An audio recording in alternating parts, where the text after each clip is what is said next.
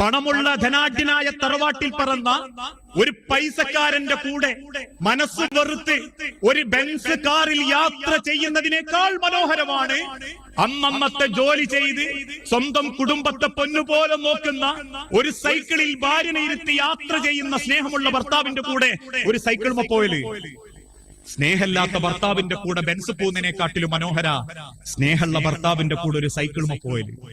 സ്നേഹമില്ലാത്ത ഭർത്താവ് ഹോട്ടലിൽ ചെന്ന് ആയിരങ്ങൾ വില പറഞ്ഞ് തമ്മിൽ മിണ്ടാതെ വെറുതെ കോർക്കൊണ്ട് കുത്തി കുത്തി സ്റ്റൈലിന് തിന്ന് ഓളെ മുഖത്തടിച്ചതിനും ഓളെ തല്ലിയതിനും കണക്ക് പറഞ്ഞ് ഭക്ഷണം വാങ്ങിക്കൊടുത്ത് രസിപ്പിക്കുന്നതിനേക്കാളും മനോഹരമാണ് അവൻ ആ മാസത്തിൽ ഒരിക്കലെങ്കിലും മക്കളെയും കൂട്ടി ഒന്ന് പുറത്തിറങ്ങി ഒരു തട്ടുദോശയും മസാലദോശയും മക്കളപ്പരം സന്തോഷത്തിൽ തിന്നുന്നത്.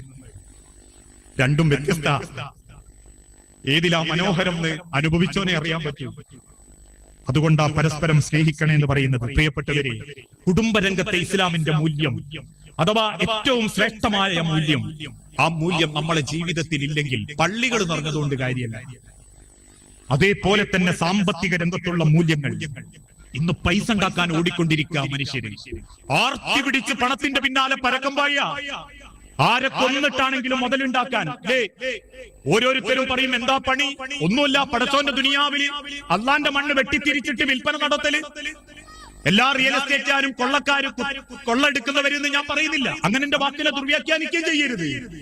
പക്ഷേ പിടിച്ചു വെച്ച് ഊഹക്കച്ചവടം നടത്തി ആവശ്യക്കാരനെ ബുദ്ധിമുട്ടിച്ച് അവസാനം അവന് ആവശ്യം വരുമ്പോ ഉള്ള വാങ്ങിയതിനേക്കാളിലും യാതൊരു മുടക്കുമുതലും ചെയ്യാതെ 4ഉം 5ഉം 0 കൂടുതൽ ചേർത്ത് 10ന് വാങ്ങിയത് 10 കോടിക്ക് വിട്ട് വാപ്പാനെയും മാനെയും ഹജ്ജിനും ഉംറക്കും കൊണ്ടുപോയാൽ ആ സമ്പാദിച്ച സമ്പത്തുകൾ പടച്ചോനങ്ങ് കബൂലാക്കി കളയും എന്ന് പഠിപ്പിച്ച മതമല്ല ഇസ്ലാം.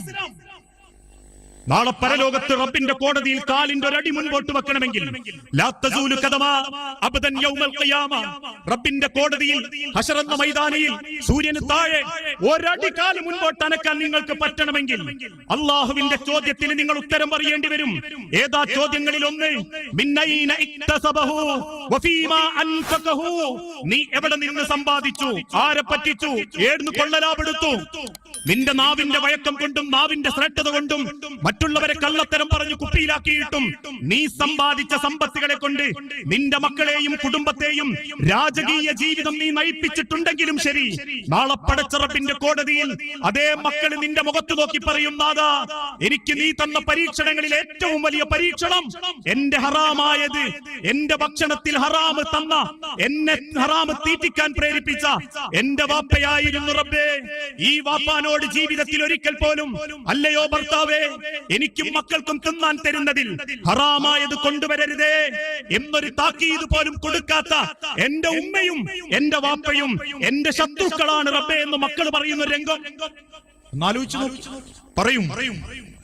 അല്ലാഹു പറഞ്ഞൊരു വാക്കാണത്, ഇന്നമാ അംവാലുക്കും ഔലാദുക്കും ഫിത്ന. ആൾക്കാരെ വിചാരം മക്കള് ഫിത്നയാവുക ദുനിയാവിലാണ്. അല്ല, ദുനിയാവില് മാത്രമല്ല മക്കള് ഫിത്നയാവുക. മക്കള് ഫിത്നയാവുക പരലോകത്തും കൂടിയാ. അള്ളാന്റെ മഹ്ശറയിലും മക്കള് ഫിത്നയായി വരും. അവര് റബ്ബിനോട് കണക്ക് പറയും, പരാതി പറയും. സമ്പാദിച്ച സമ്പത്തുകളെ കൊണ്ട് മക്കളെ ഹറാമ് തീറ്റിച്ചതിന്റെ പേരിൽ, അള്ളാന്റെ ദീൻ അറിയിച്ചു കൊടുക്കാത്തതിന്റെ പേരിൽ ഇന്ന് മുതലുണ്ടാക്കാനുള്ള ഓട്ടത്തിന്റെ ഇടയിലാ പലരും. പടച്ചോൻ തരുന്ന ആദ്യത്തെ ശിക്ഷ എന്താണെന്നറിയാവോ? ആർത്തിക്കാർക്ക്, ആർത്തി പിടിച്ച മനുഷ്യർക്ക് റബ്ബ് ദുനിയാവ് കൊടുക്കുന്ന ഒന്നാമത്തെ ശിക്ഷ എന്താണെന്നറിയോ? സ്വന്തം മുതലിൽ എത്ര ഹക്കും ബാത്തിലും ഉണ്ട് എന്നുള്ള അളവ് നഷ്ടപ്പെടും. സ്വന്തം മുതലിൽ എത്ര ഹക്കും ബാത്തിലുണ്ട് എന്നുള്ള അളവ് നഷ്ടപ്പെടും. ആ അളവ് അവന് ചിന്തിക്കാൻ പോലും പറ്റാതായി വരും. ഒന്ന് ചിന്തിച്ചു നോക്കൂ, നമ്മളെ മുതലിൽ എത്ര ആൾക്കാരെ വേദനിപ്പിച്ചിട്ടും സങ്കടപ്പെടുത്തിയിട്ടും ഉണ്ടാക്കിയിട്ടുണ്ട്. എന്തൊക്കെ കള്ളത്തരങ്ങളാ, ഏതൊക്കെ നിലക്കാ. മതം പോലും ഇന്ന് വാണിജ്യ. എനിക്കുണ്ടാക്കാൻ പറ്റും പൈസ. കാരണം മതപ്രസംഗങ്ങൾ പോലും വാണിജ്യത്തിന്റെ മേഖലകളായി മാറിക്കൊണ്ടിരിക്കുകയാ. ജീവിതത്തിൽ ഇന്നേ വരെ ഒരു MBA എടുക്കാത്ത ഞാൻ, ജീവിതത്തിൽ ഇന്നേ വരെ ഒരു ഏതെങ്കിലും തരത്തിലുള്ള ഒരു കച്ചവടത്തിനോ ബിസിനസ് പരമായ ഒരു മീറ്റിംഗിനോ പങ്കെടുക്കാത്ത ഞാൻ, നാളെ കുനിയിലെ ഖുതുബ ഏറ്റെടുത്ത് 6 മാസത്തിന്റെ ഉള്ളിൽ കുനിയിലെ പൈസക്കാരെ ചെന്ന് കണ്ടിട്ട് ഞാൻ പറയാ, നമുക്ക് നല്ലൊരു ബിസിനസ് ഉണ്ട്. വിദേശത്തിൽ നിന്നും പോത്തുകളെ വരുത്തി നാട്ടിൽ വളർത്തി പാലെടുത്ത് വിറ്റാൽ ഇരട്ടിക്കൂലി, അതിന്റെ ചാണകം വിറ്റാൽ വേറെ കൂലി, മാസമായി അതിനെ വിറ്റിട്ട് അല്ലെങ്കിൽ ആണെങ്കിൽ വിറ്റിട്ട് അതിന്റെ മാംസത്തിന്റെ കൂലി, നിങ്ങൾക്ക് ഇത്ര ഞങ്ങൾ മാസം തരും. ഞാനൊരു പോത്തിനെ പോറ്റിക്കോ ജീവിതത്തിൽ? ഇല്ല.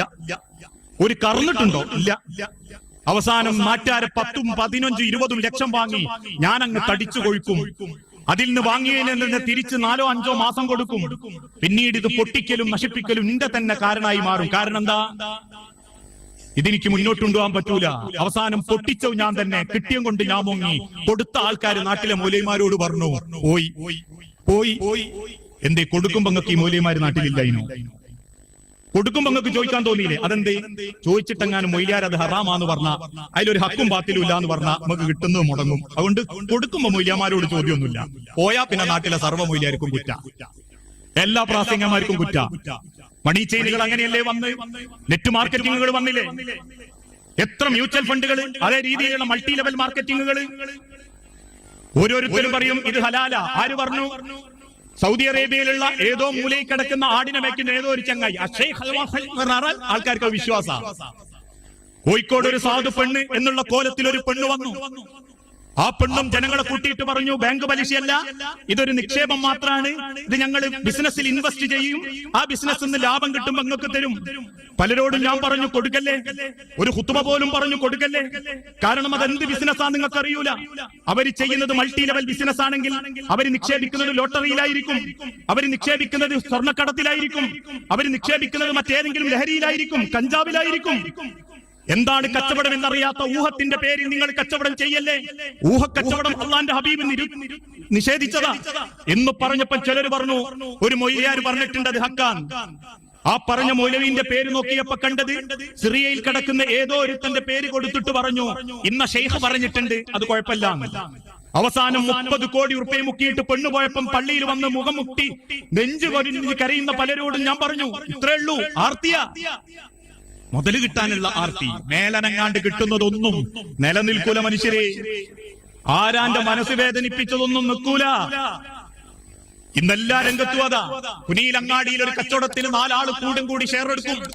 അത്യാവശ്യം കച്ചവടം മന്തിപ്പീടിയ നല്ല നിലക്ക് മന്തി പോകുന്നുണ്ട് എന്ന് പറഞ്ഞാൽ കൂടെ പൈസ ഇറക്കിയവനെ ആദ്യം കാരണങ്ങൾ ഉണ്ടാക്കിയിട്ട് ചാമ്പാൻ നോക്കും. 2-3 ആളെ ചാമ്പിയിട്ട് സ്വന്തം പരിധിയിലേക്കാക്കും. എല്ലാ നാട്ടിലും നടക്കുന്നുണ്ടാട്ടോ ഞാനിത് പറയുന്നത്. ഇവിടെ ആരെങ്കിലും അങ്ങനെ ചെയ്തിട്ടുണ്ടെങ്കിൽ പറഞ്ഞു പറയിപ്പിച്ചാന്നൊന്നും ആരും ചിന്തിക്കണ്ട. എല്ലാ നാട്ടിലുള്ള സംഭവ.